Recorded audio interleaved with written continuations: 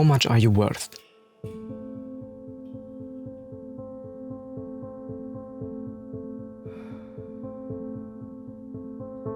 That's probably not a question you've ever asked yourself or one you've ever been asked. You may have asked yourself something similar, but usually neither you nor anyone else does dare to ask it that directly. So let me do it again. How much are you worth?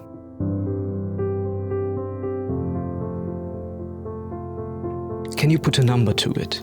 Can you think of an adequate currency? Some kind of measure? Any kind? No? Then why do you obsess about it? Why do I obsess about it? Before we try answering all these questions, let's get the pretentious stuff out of the way. Some people might be tempted to say, you cannot put a number to a human existence. Life is invaluable. And even though I agree in theory, in practice, this really represents nothing more than a moral ideal we aspire to. There is a market for sex workers, hostages, and for human trafficking. Just 3 examples that sadly make clear you can't put a number to it.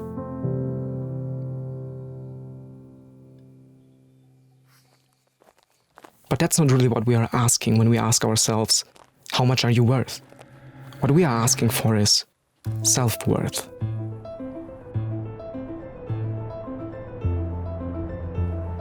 How much worth do we credit ourselves with? It seems difficult, but it's fairly not that hard of a question. Let's try it. Ready? Here it goes. On a scale from 1 to 10, how much do you value yourself?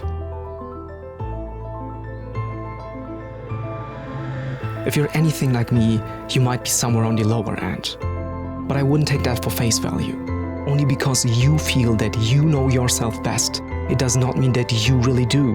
And even if you do, it does not mean that you are the person best suited to conduct this evaluation, because who exactly are you? What exactly is identity? And why does it matter so much? Questions in lack of a clear answer. So for our sake, let's move on.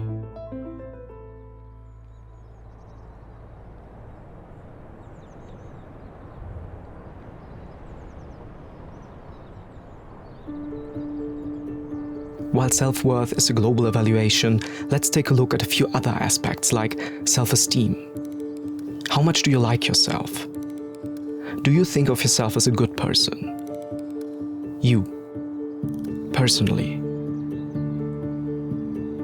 Maybe, just like me, you intuitively answer, no, I don't. But maybe, just like me, you hesitate. So let me ask, do you hate yourself? Do you despise yourself? Do you wish you were someone else? If not, you may not like all of yourself, but there are parts of you like, maybe even admire, maybe even love. Parts of you would not trade for anything. Parts that make you, you. And that's something we like to forget, but we shouldn't. Do you agree? Unsure? Fine. Here are a few more questions. Do you feel competent? Do you believe that your actions have consequences? Do you perceive yourself having the power to change your circumstances? What I'm speaking about is self-efficacy. Self-efficacy can range all the way from simply perceiving yourself as a valuable worker or employee who gets his shit done, all the way to the inner certainty that what you do matters, not in a sentimental sense, but very practically speaking. If you do something, it has an effect. If you don't, it does as well. And being aware of that fact alone does change a lot. Becoming aware of it, maybe even more. But how aware are you?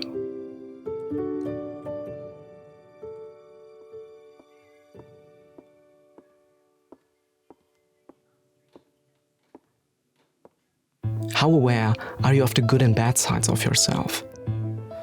How aware are you of the effect of your actions and inactions? And how much attention do you grant others and their doing? And when you compare yourself to get a sense of how much you are worth, how much do you evaluate the bad sides of those you admire? How much do you evaluate the good sides of those you hate? And how much do you consider your own opinion weighted against the perception of everyone who appreciates and loves you? How many questions do you actually ask, and how many do you really answer? Or do you simply repeat over and over again what you've come to believe over the years? Unaware of what really is happening in the heads and hearts all around you.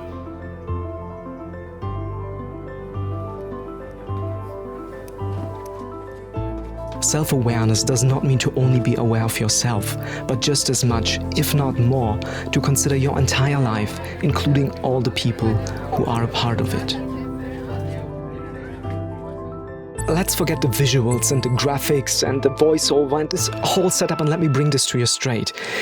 Despite knowing all that, despite having tried so much, despite having experienced what it's like to be overwhelmed and be completely cut off from my feelings, despite all the time and all the work and all the love that I have received from family, friends, and even strangers, I do not feel worth much. And I do not say that sobbing and full of self-pity, but as a hard, cold fact that I've come to accept. But let me also tell you that I believe, despite not feeling worthy, it does not release me of the responsibility of doing my hardest to become a better husband, a better son, a better friend, and a better stranger. Really, nothing releases me from the responsibility of doing my utmost to become a better human. I am just a part of the bigger whole. And no one can tell me that I need to feel a certain way in order to feel complete. I do not need to tell myself that I am enough in order to be enough. All I can be is me. And that must be enough.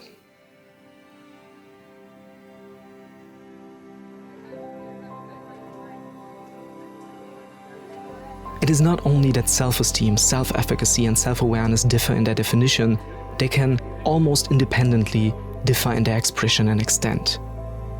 You might like yourself, even though you are a silly and clumsy fool, seizing the day without second thoughts.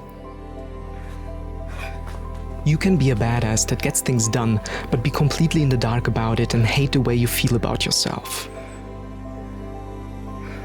You can be aware of it all and still not take any action or change anything.